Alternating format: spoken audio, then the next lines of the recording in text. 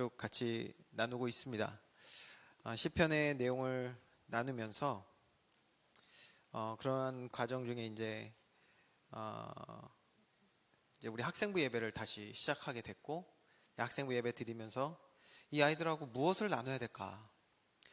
무엇을 나눠야 아이들에게 예배가 의미가 있어지고, 단순히 아이들이 부모님한테 떠밀려 가지고 나오는 예배가 되면 안 되고, 한 번의 예배를 드려도 하나님 기뻐하시는 예배를 드려야겠는데 이거 어떻게 해야 될까? 참 고민이 많았습니다. 고민이 많은 가운데 이제 이 시편의 내용을 보다가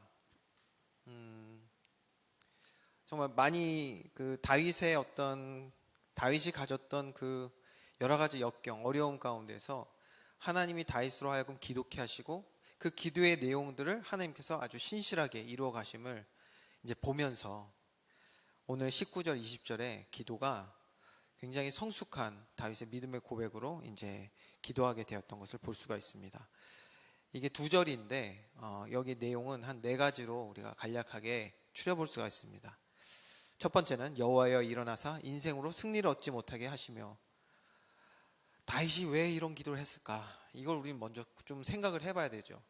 왜 이런 기도를 했습니까? 왜 여호와가 일어나신다는 것은 일하셔서 인생으로, 다른 말로 하면 이거는 사람이 승리를 얻지 못하게 해달라는 이런 말입니다. 승리를 얻지 못하게 해달라는 이런 기도를 했거든요. 왜 이런 기도를 했습니까? 왜냐하면 다윗은 자신의 삶에 세밀하게 역사하시는 하나님을 보고 그 하나님의 구원의 일이 무엇인지를 깨달았기 때문입니다.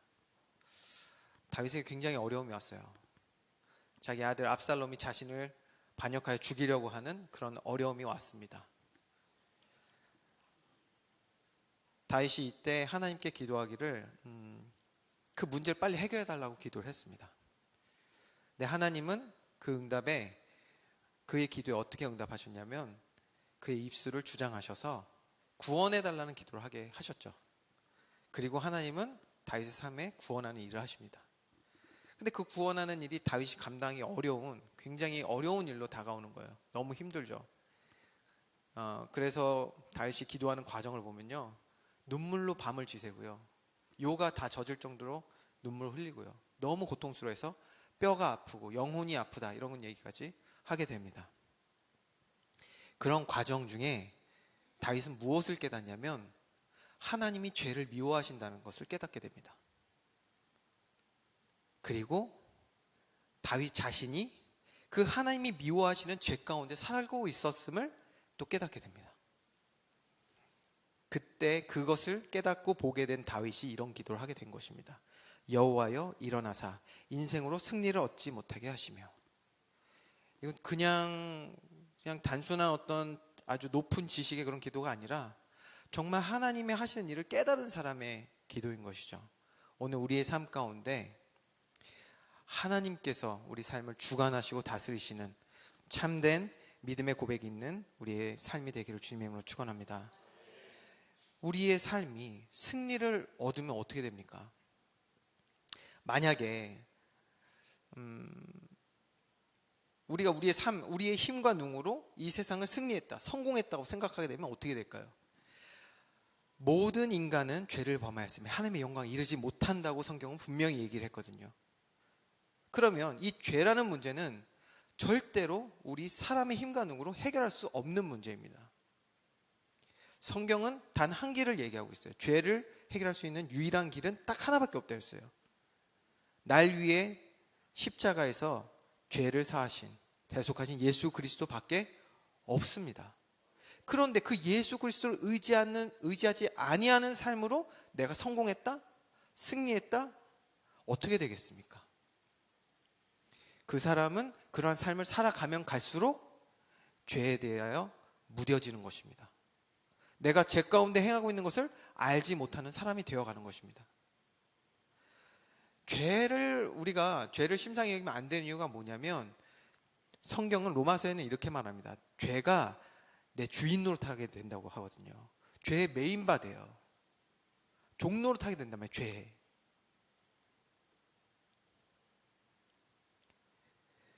죄의 종로 타게 되는 삶을 살다 보니까 어떻게 되냐? 하나님을 찾지도 않고 하나님께 나아갈 필요를 느끼지 못하며 하나님께서 기뻐하시는 삶이 무엇인지 묵상하지 아니하게 되는 것입니다. 말씀을 멀리하게 되고요. 기도하지 아니하고요. 예배드리는 것을 점점 어려워하는 것입니다. 오늘 지금 이 시대는 어떻습니까? 사람들이 예배하는 걸 즐거워하나요? 우리 자신에게 먼저 질문해야 돼요. 이거는 로마서 7장에 보니까 바울이 자기 자신을 너무 잘 봤어요. 어떻게 봤냐? 내 안에 하나님의 영이 기뻐하시는 바가 있고 그걸 하기 원한다고 그랬어요. 우리 모두는 하나님의 백성으로 부르심을 받았습니다. 아멘이십니까? 그 하나님 백성들이 하나님께 예배하고자 하는 마음이 있어요. 없지 않아요. 다 있어요. 하나님 잘 섬기고 싶죠. 그런데 우리 안에 또 다른 법이 있다는 거예요. 어떤 법? 죄 아래 태어나서 이 죄성이라는 게 우리를 지금 사로잡고 있단 말이에요. 그러니까 하나님의 뜻대로 살아가고 싶은데 그렇게 할 수 없는 연약함이 있다. 이렇게 해서 바울은 이야기합니다. 이 연약함을 세상의 방법과 힘으로 이길 수 있는 게 아니거든요. 그런데 마치 이 땅에서 우리가 세상 방법과 지식과 경험을 가지고 이 땅을 성공하고 살아간다 생각하잖아요. 그러면 그렇게 살아가면 살아갈수록 우리는 죄를 이기는 힘, 예수 그리스도를 필요로 하지 아니하고 내 생각 내 뜻대로 쭉 살아가며 하나님과 점점 멀어지게 되는 것입니다. 은혜가 필요하지 않은 자, 성령님의 도우심을 구하지 않는 자가 되어버리는 거예요. 오늘 우리 모든 성도님들은 우리 모두가 이 시간 잠깐이라도 다시 한번 마음으로라도 기도해야 됩니다. 오늘 우리 이 시간에, 이 예배 시간에 가장 필요한 게 있습니다. 무엇이겠습니까? 성령님의 도우심을 구하는 시간이 되어야 됩니다. 깨달을 수 없어요. 말씀이 은혜되지 않습니다. 언제요? 성령님의 도우심을 구하지 않는 사람은 이 예배가 헛된 것입니다. 아무 의미가 없다니까요. 우리가 신앙생활 잘해왔습니까? 여러 가지 경험이 있습니까? 어떻게 그걸 경험했죠? 내 힘과 능이 아니었을 거예요. 성령님의 도우심을 구할 때만이 예배는 참된 예배가 되는 것입니다. 영과 진리로 예배하는 자를 하나님이 찾으신다고 그랬어요. 그것이 참된 예배자라고 했습니다. 영과 진리, 같은 말입니다. 진리의 영이라는 뜻이죠. 성령님으로 인하여서 예배하는 자들만이 참된 예배자로 서게 되는 줄 믿으시기 바랍니다. 오늘 우리 예배가 이렇게 돼야 되거든요. 그런데 우리가 오늘 예배 드리는데도 우리의 사람의 모습으로 그냥 인생으로 예배 드리려고 해요. 그냥 습관적으로 그냥 나와 있으니까 하나님한테 나아감 없이 기도함 없이 성령님의 도우심 없이 예배 드리려고 합니다. 그러면요 안 되는 게 있어요. 안 되는 게 뭐가 안 될까요? 당연히 예배가 안 되는 건데 구체적으로 말씀이 안 들려요. 말씀이 성령님의 도우심을 구하지 않으면요 성령의 영감으로 기록된 이 성경의 말씀이 어떻게 우리에게 깨달아지겠습니까? 안 되는 거예요.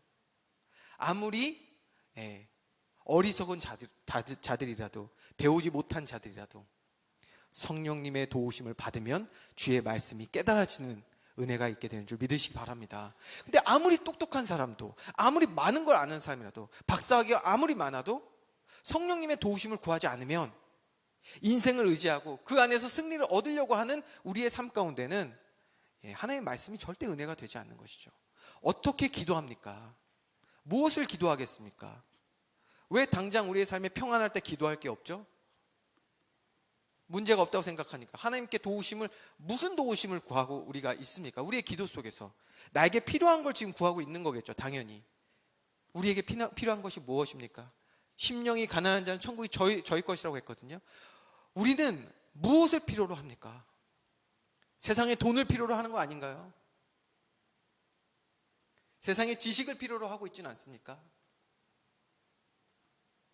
혹시 아이들이 잘 되는 것, 이것을 우리는 지금 구하고 있지 않습니까? 가정의 평안이 어떻게 옵니까? 갈등 없으면 평안이 이제 오는 건가요? 다윗이 기도한 걸 우리는 다시 한번 잘 봐야 돼요. 여호와여 일어나사 인생으로 승리를 얻지 못하게 하시며. 우리는요 이 삶에서 자꾸 잘 되는 기준, 성공 이것을 바라면서 기도하고 있어요. 그런데 다윗은 뭐라고 했습니까? 여호와여 그런 것들이 승리를 얻지 못하게 해달라는 것입니다. 왜 그렇습니까? 왜요? 심령이 가난한 자는 복이 있나니 천국이 저희 것임이라? 무슨 말입니까? 우리의 도움은 오직 여호와께로부터 오는 줄 믿으시기 바랍니다. 여호와를 바라봐야죠. 우리 삶 가운데 여호와의 도우심이 있어야죠. 왜? 그 여호와의 도우심이 없으면 오늘 우리는 한순간도 죄에서 자유함이 없다니까요. 죄에서 자유함이 없는데 어떻게 세상을 이겨요? 세상은 그 죄 가운데서 언제든지 그 틈을 타고 우리를 공격하려 하고 있는데. 자, 이렇게 대학 청년부 이제 설교를 하면서도 이제 로마서를 하고 있기 때문에 이 부분을 굉장히 많이 합니다. 죄하고 의에 대해서 설교를 많이 하고 있는데 그런 느낌도 들더라고요. 상관이 없게 느껴지는 친구들도 있는 것 같아요. 왜? 나는 이제 복음 알고 깨달았으니까 괜찮은 거. 아니라니까요. 여러분, 주의 은혜가 날마다 필요한 자 되기를 주님의 이름으로 축원합니다. 자, 은혜라는 단어를 그래서 많이도 오해하고 계신 것 같아서 제가 예배 때마다 얘기하고 있어요. 은혜라는 단어 세 가지로 우리가 좀 더 이렇게 나눠서 얘기를 해볼 수 있습니다. 보편적으로 세 가지를 얘기를 할 수 있어요. 은혜하면 뭐요? 하나님의 사랑. 하나님의 사랑이 은혜입니다. 하나님이 우리를 무조건적으로 사랑하셨어요. 두 번째, 하나님 우리를 택하신 것.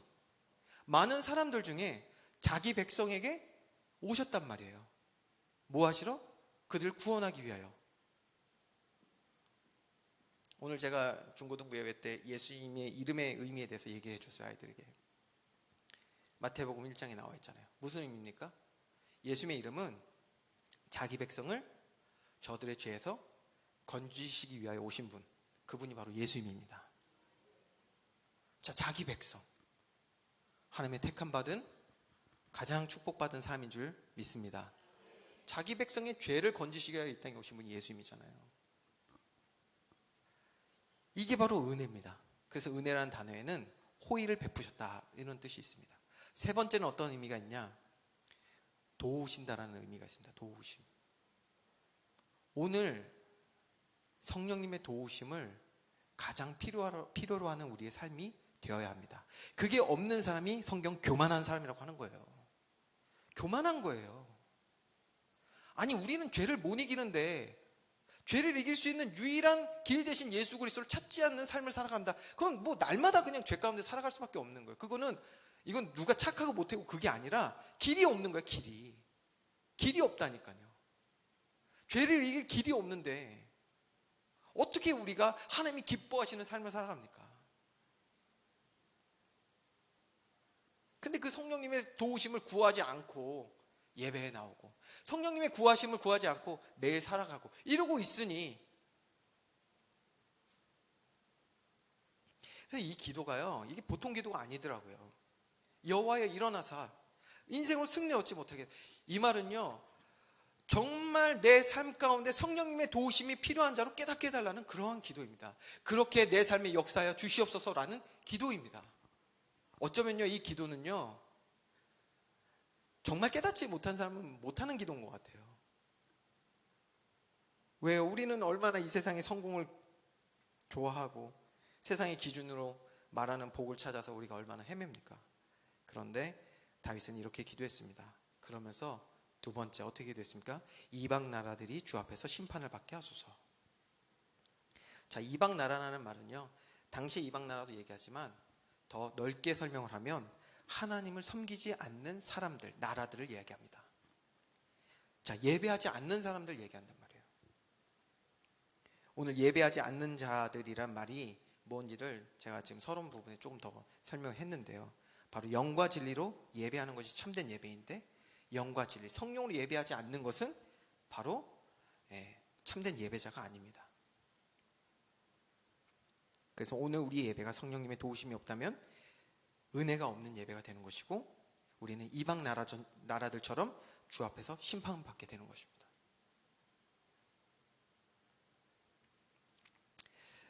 우리가 그 심판이라는 단어를 생각할 때도 항상 기억해야 되는 게 있어요.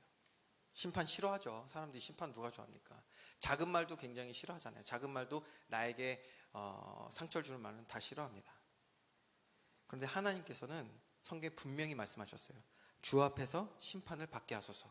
다윗이 분명히 이렇게 기도했거든요. 그럼 하나님이 무엇을 심판하시는 것입니까? 하나님은 항상 죄에 대하여 심판하시는 것입니다. 죄에 대하여.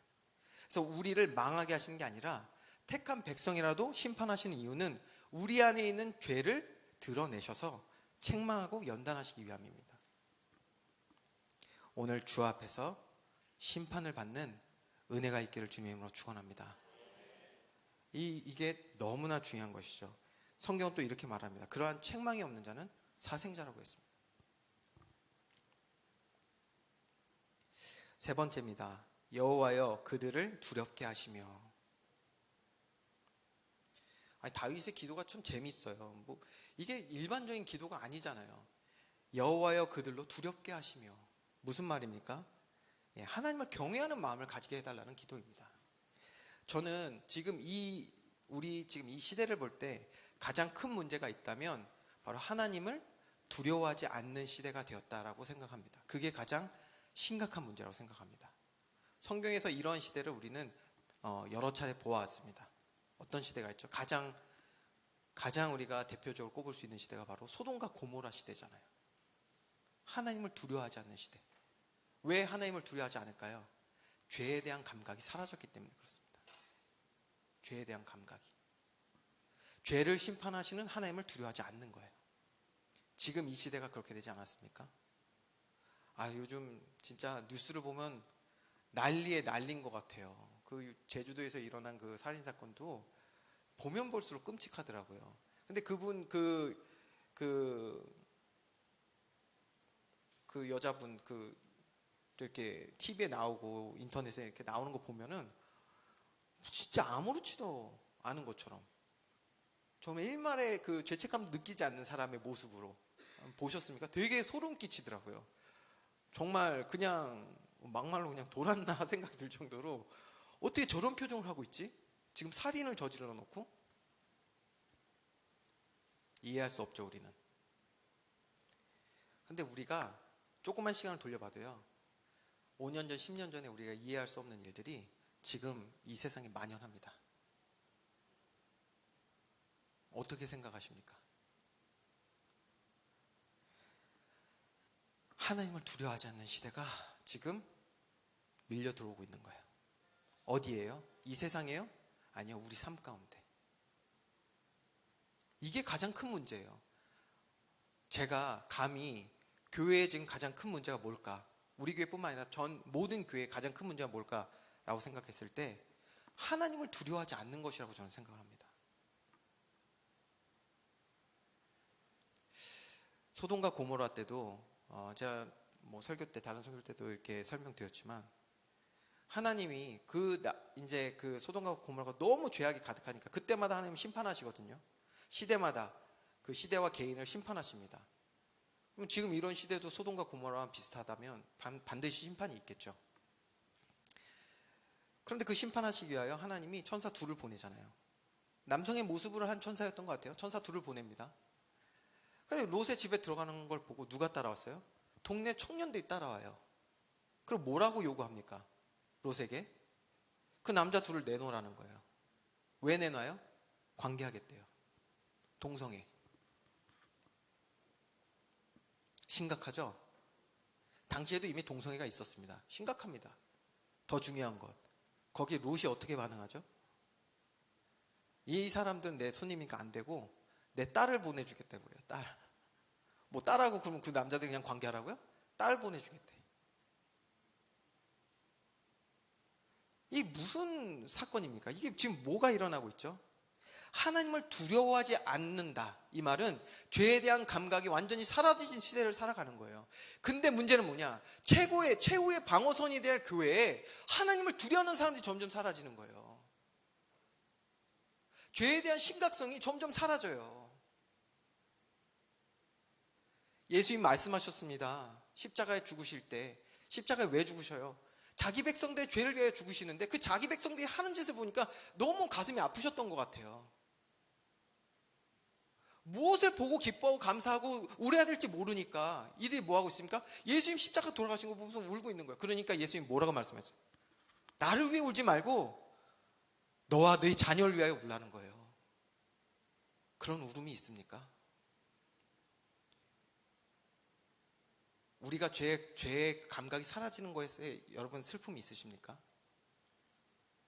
지금 우리 자녀들이요, 예배 안 돼요. 솔직히 얘기하자고요. 가슴이 너무 아파요, 지금. 거기에 슬픔이 있으십니까? 이제 결론적인 부분을 얘기하겠지만, 여기 슬픔이 있어야 돼요. 여기 기도 있어야 됩니다, 지금. 성령님의 도우심을 구하는 기도가 있어야 될 줄 믿습니다. 누구로부터? 나로부터. 다 된 자로 정말 있으면 안 된다는 걸요, 요즘 너무 절실히 느껴요. 오늘 성령의 도우심 아니면 죄를 범하고 살아가요. 우리가 범하잖아요. 아이들도 똑같이 닮아갑니다. 예배를 사모하지 않는데, 하나님을 두려워하는 마음이 사라지고 있는데 우리 아이들에게 그걸 바란다고요? 불가능한 걸 구하는 거예요. 지금 불가능한 걸.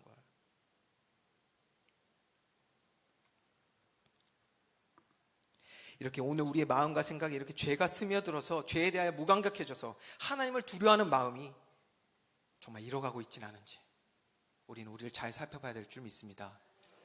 그리고 그러면서 우리가 기억해야 될 게 있어요. 무엇을 기억해야 됩니까? 네 번째 기도입니다. 네 번째 기도.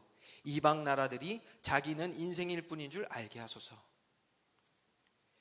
히브리서 9장 27절에 이렇게 말합니다. 한 번 죽는 것은 사람에게 정해진 것이요 그 후에는 심판이 있으리니. 나이와 상관없이 우리 여기 모든 사람들은 한 번 죽게 돼 있습니다. 그 이후에 심판이 있다고 했어요.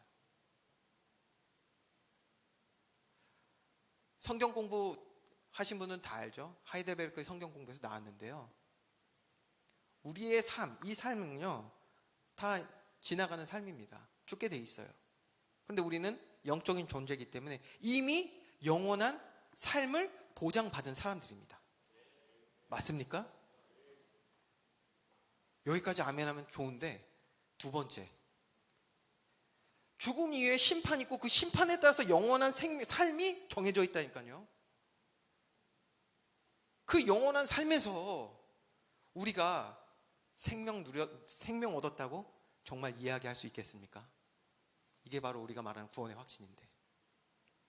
자, 우리 있습니까? 그러면 우리 자녀들은요? 우리 가족들은요? 기회는 한 번밖에 없어요. 이 땅에 사는 동안입니다. 제가 오늘 이 얘기를 하면서 우리 아이들에게 이런 얘기를 했습니다. 제가 이번 주간에 좀 쉴 겸 해가지고 1박 2일로 가평에 이렇게 잠깐 갔다 왔어요. 아는 목사님이랑 같이. 근데 갔는데 좋더라고요. 이렇게 장소도 좋고 이렇게 아이들이 이제 캠핑할 수 있는 그런 곳으로 갔어요. 그러니까 아이들 아주 좋아하더라고요. 근데 좀 기분이 안 좋았어요. 가고 보니까 바로 뒷산에 하얀 건물이 하나 있더라고요. 알고 봤더니 통일교 마을로 제가 놀러 갔다 왔습니다. 아주 기분이 좀 이상해 했는데, 근데 뭐 공기 좋고 해서 잘 쉬다 왔는데 1박 2일로 갔다 왔거든요. 저는 여행을 1박 2일 정도가 딱 적당하다고 저는 생각합니다. 그거 지나가면 왜 이렇게 집이 가고 싶은지, 몸이 다 피곤하고 잠자리도 별로 안 좋고. 여행들 다 다녀보셨죠? 1박 2일 정도는 다 갔다 와보셨죠? 네, 그럴 것 같아요.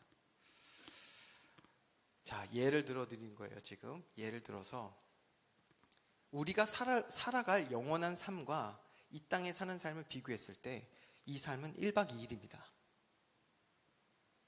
깨달아지십니까? 1박 2일이에요. 돌아갈 본향이 있어요. 여러분, 돌아갈 본향을 향해 여러분 준비하고 있습니까? 우리가 준비하고 있습니까? 우리 자녀들은요? 우리 가족은요? 준비하고 있습니까? 근데 왜 이 땅에서 천년만년 살 것처럼 살아가고 있을까요?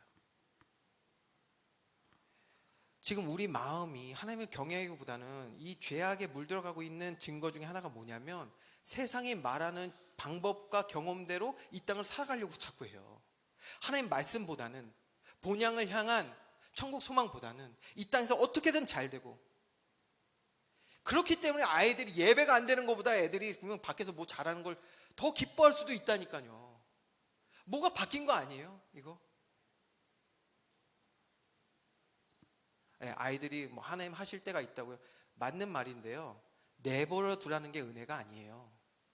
성령님의 도우심을 구하는 게 은혜지, 아이들 내버려 두는 게 은혜가 아니라니까요. 그럼 로봇이죠. 우리가 로봇이지. 성경에서 그러면 성경 말씀을 다 바꿔야죠. 내가 하나님의 은혜 주실 테니까 그러면 너가 나를 유일한 신으로 섬길 것이다. 이렇게 다 바꿔야죠. 아니요. 하나님 우리에게 명령하셨어요. 하나님의 말씀은 하나님 백성이 살아갈 모든 말씀, 율법을 우리에게 주신 거예요. 지켜야 될 말씀입니다. 근데 그것을 우리 육신으로 지킬 수 없는 거죠.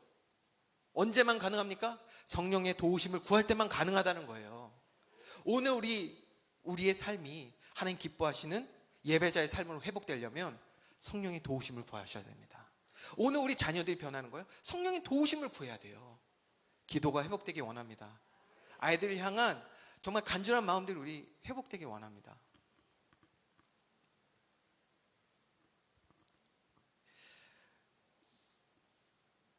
이 땅의 삶이 언젠간 끝나고 이게 끝이 아니라 영원한 삶에 들어갈 뿐이라는 것. 영원한 생명, 하나님과 함께하는 그 삶으로 들어가는 것. 여기에 대한 준비가 오늘 우리 이 땅에 사는 동안에 특별히 하나님께서 불러주신 이 교회 공동체를 통하여서 계속해서 회복되어지고 세워져 나가기를 주님의 이름으로 축원합니다. 그렇다면 결론적으로 왜 우리는 이런 기도를 지금 다윗처럼 할 수 없었을까요? 간단합니다. 사람의 힘과 능으로 세상을 승리하고 싶어 합니다.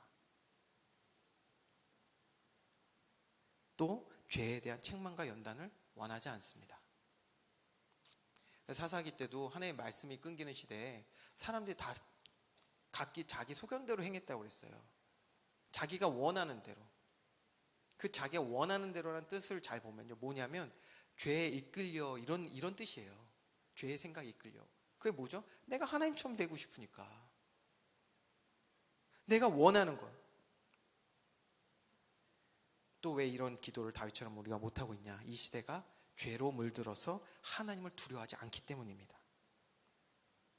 영원한 생명, 우리의 본향을 향한 마음을 가지고 살지 못하기 때문에 이런 기도가 지금 되어지지 않는 것이죠. 1박 2일 살 이 땅에 저는 큰 공을 들이지 않을 것 같아요.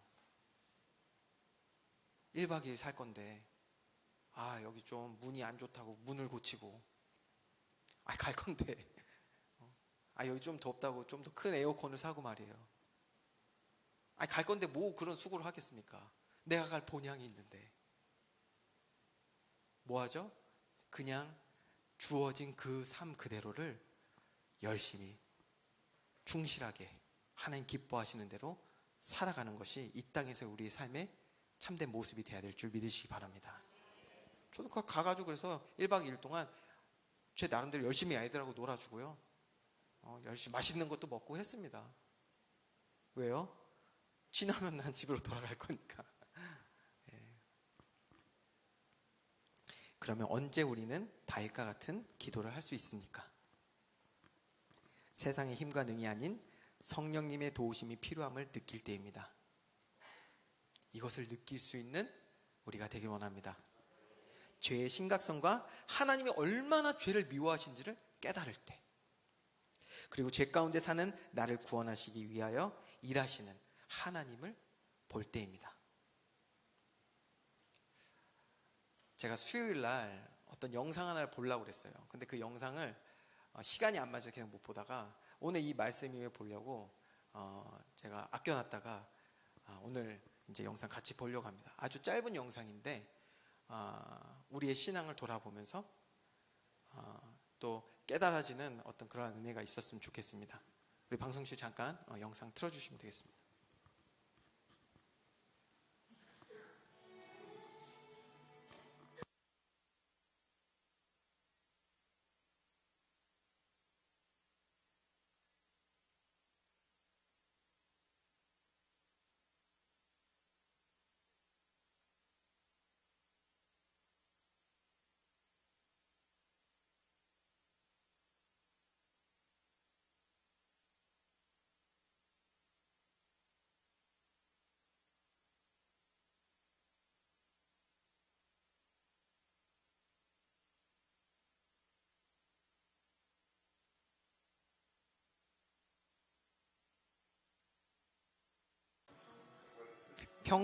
평생을 색깔을 보지 못하고 살아온 사람이에요.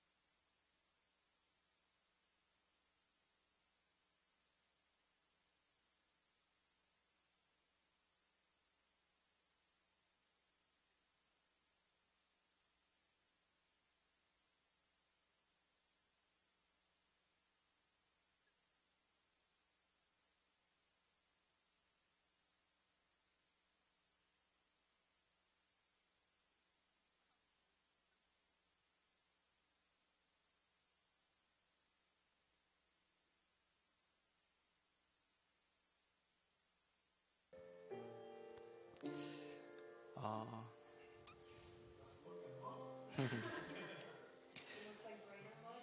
이 영상을 보시면 66년 동안 한 번도 색을 제대로 보지 못한 사람의 이제 영상이었죠.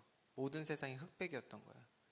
근데 이제 가족들이 저 특별한 안경을 통해서 이제 색을 볼 수 있게 이렇게 해주고 나서 처음으로 색깔을 본 사람이 이제 어떻게 반응한지를 이제 찍어서 이제 올린 내용입니다.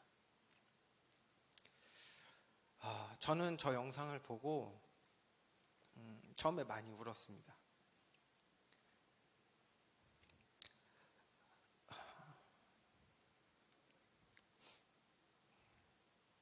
뭐 저 사람의 스토리가 뭐 되게 감동적인 것도 있지만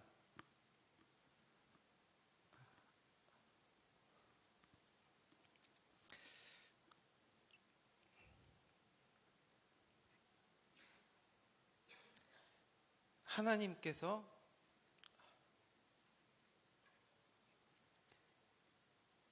나를 죄에서 구원하시기 위하여 하신 일이 깨달아지고 보여지니까 너무 감사한 거예요.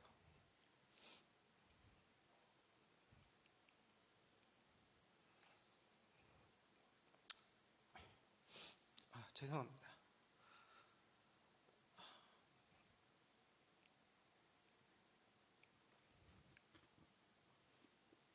그 다른 거예요. 그 보여지니까 달라요. 너무 기뻐요.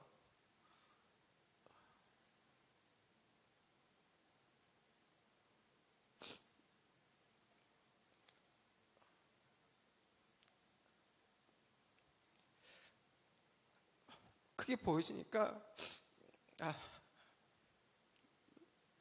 특별히 우리 후대들이 너무 가슴이 아픈 거예요.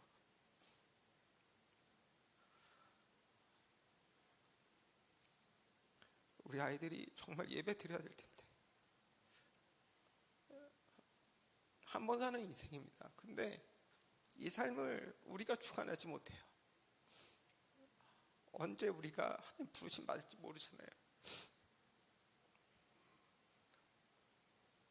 그런데 우리 아이들이 심판대 앞에서 생명책에 기록되어 있지 않으면 불못이라고 했는데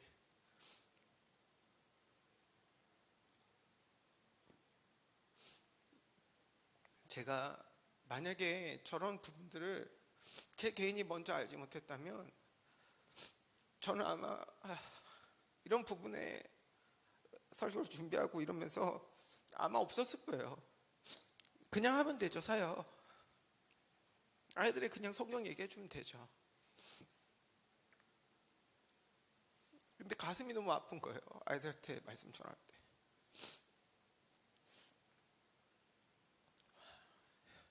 여러분, 하나님이 하시는 구원의 일이 보이면 달라집니다. 달라집니다. 안 보이잖아요? 예배할 수 없습니다. 참된 예배가 되어지지 않아요. 아이들을 위해서 기도 안 돼요, 여러분. 자기 자녀라도 안 됩니다.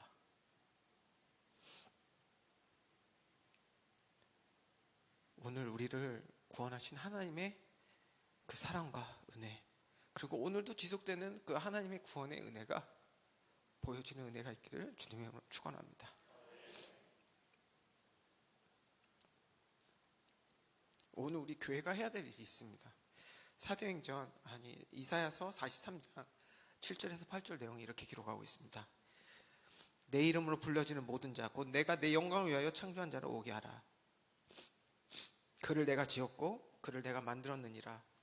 눈이 있어도 보지 못하고 귀가 있어도 듣지 못하는 백성을 이끌어내라.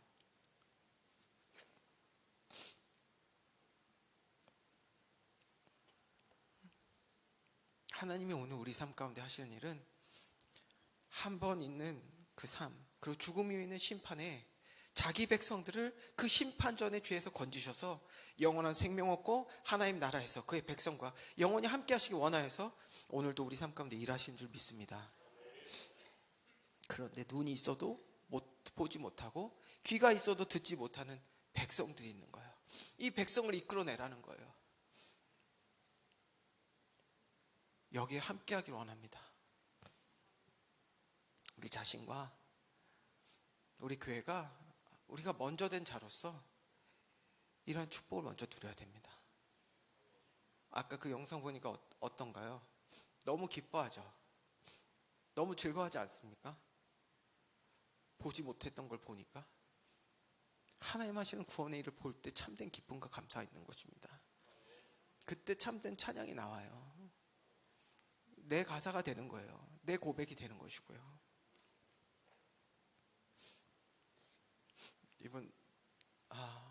제가 어제 우리 재현이를 잠깐 만나러 갔다 왔어요. 그랬는데 재현이를 보면서 너무 감사했어요. 그 아이가 거기에 있는 것은 너무 마음이 아프더라고요. 그래서 잠시 동안은 할 말을 잊지 못했지만 대화하는 도중에 이 아이 영혼이 너무 안전한 거예요. 하나님을 사랑하고 하나님을 바라보고 있으니 믿음으로 세워지고 있는 이 모습들을 보니까 이 아이가 너무 하나님께서 사랑하고 사랑받고 있고 이 영혼이 안전하구나. 그러면서 저에게 이런 얘기를 하더라고요. 제가 얘기를 했죠. 나는 지금 우리 아이들을 사역하면서 오히려 지금 마음에 어려움도 있고 이 아이들을 위해서 기도하면서 정말 기도가 필요하다 했는데 재현이가 그러더라고요. 교회 우리 지체들을 위해서 그래서 자기도 기도한다는 거예요. 안에서 얼마나 감사한지. 재현이도 기도하고 있습니다. 우리 기도해야 될 때입니다. 성령님의 도우심을 구하는 기도가 우리에게 회복되길 원합니다. 결론입니다. 우리는 우리 삶에 구원하신 일을 하시는 하나님으로 인해서 기쁜지 봐봐야겠습니다. 왜냐하면 보지 못하잖아요. 하나님 하시는 구원의 일을 보지 못하면 불안과 염려 가운데 살아갈 수밖에 없습니다. 나를 구원하시는 하나님이 보여지지 않을 때 우리는 여전히 죄의 사망의 그늘에 앉아서 그 두려움을 이기기 위해서 삶의 여러 가지 모습들로 살아가는 거예요. 창조주 하나님이 믿어지지 않기 때문에. 잊지 말아야겠습니다. 세상이 말하는 삶의 모습은 참된 평안이 아니라 영원한 사망이 두렵기 때문에 이제 행하는 것들이지 절대 우리가 그것을 부러워할 필요가 없는 것입니다. 그런데 눈을 뜨고 정말 하나님께서 우리 인생 속에 하신 일을 바로 본다면 우리는 그들을 부러워하는 것이 아니라 오히려 그들을 긍휼히 여기고 기도하게 될 줄 믿습니다. 오늘 우리가 하나님이 하신 일로 기쁨과 감사가 있는 참된 믿음의 사람 되어지면 나와 내 가족에게 또 우리 자녀에게, 사랑하는 자녀들에게 무엇이 가장 필요한지 알게 될 것입니다. 예수님이 하신 말씀 다시 한번 기억해 봅시다. 너와 내 자녀를 위하여 울라. 지금 성령님의 도우심을 구해야 할 때입니다. 정말 바른 신앙이 회복되어지는 한 주간 되기를 주님의 이름으로 축원합니다. 기도하겠습니다.